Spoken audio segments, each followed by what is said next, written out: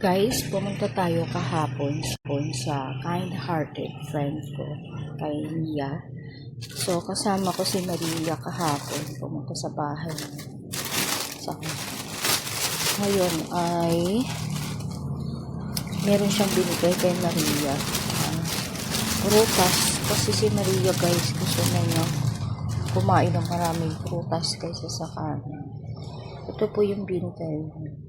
Ano daw ito? First time ko makakita ng ganitong prutas. Pears daw ito. Pero mukhang apple naman. Pero ito daw po ay pears. Siguro imported po ito. Galing sa ibang bansa. So then, may binigay din siya sa atin na kay Maria pala, di sa akin. Kay Maria na watermelon. So, ito ang pagkain ni Maria sa breakfast pa dinner.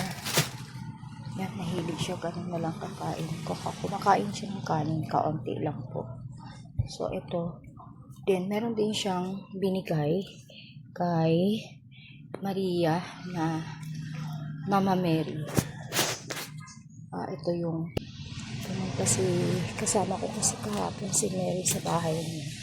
Kaya ibinigay niya ito, Mama Mary. Actually guys, mga isang buwan niya ako nag-iisip ng gusto kong magkaroon ng Mama Mary dito sa bahay. Sa isip ko lang yun guys, pinipray ko kay God.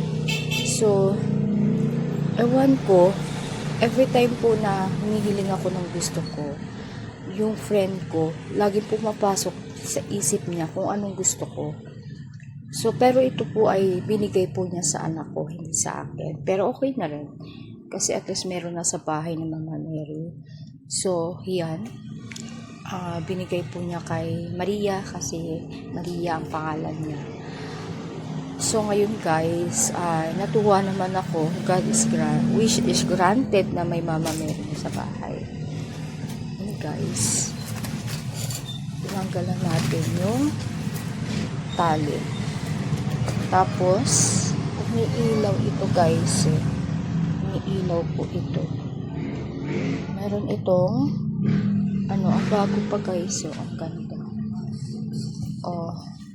Umiilaw po ito guys. Titignan po natin. Sasaksak po natin.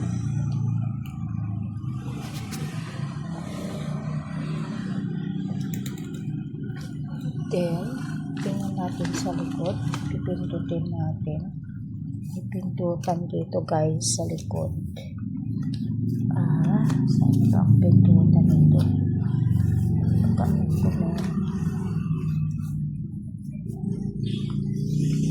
Ayun. Ayun guys. Tingnan nyo guys. Pipindutin ko ha.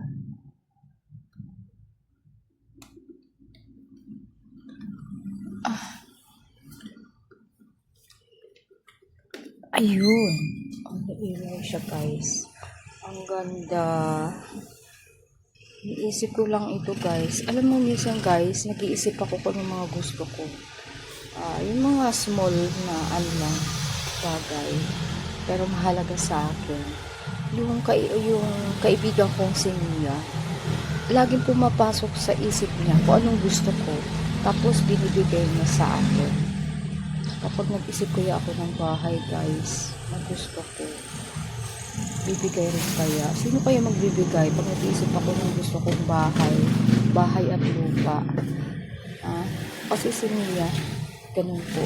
Hindi ko alam, siguro talagang may connection yung angel ko tsaka angel niya. Kung ano ang gusto ko, binibigay niya sa amin. So yun, siya po ang laging tumutulong sa amin kapag may problema kami mag-ina. Kaya ayan, may ilaw. Tingnan natin guys kung umiiba ang ilaw.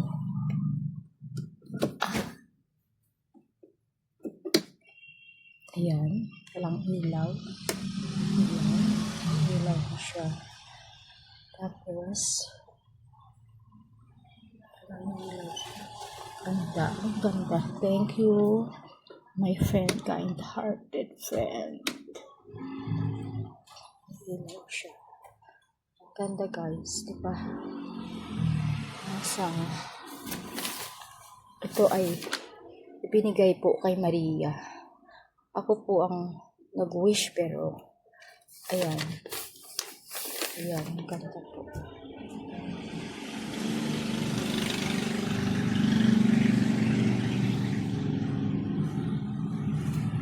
Ilagay natin dito, see? Isas na sa kanya. Ayan. So, kompleto na. Tapos, ayan. Sira na ito, guys. Sira na ito. Pero pwede pa ito. Ano naman itapo. Lagay na lang natin siya dito. Kasi ang alam ko nito, guys, binigay din niya, yung nagbigay nito, binigay din niya ito yung may rosary. Kaya lang nasira yung takip. So, ayan. Hindi ko na itapon. So, ito na lang siya.